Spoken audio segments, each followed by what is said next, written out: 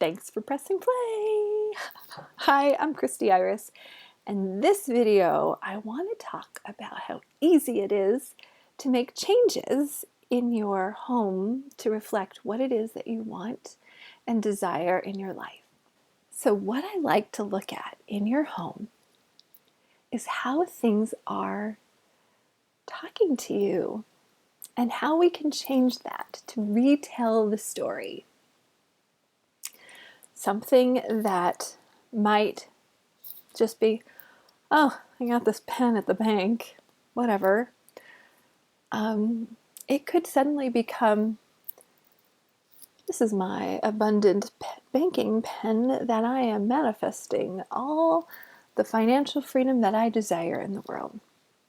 You didn't change the pen at all. You changed the meaning behind it. So that's possible. You don't have to spend a cent to change the meaning and the energy of your home. You don't have to take a lot of time. You don't have to do big, elaborate DIY remodeling projects, unless it's what you want, in which case, woohoo, that's fun too.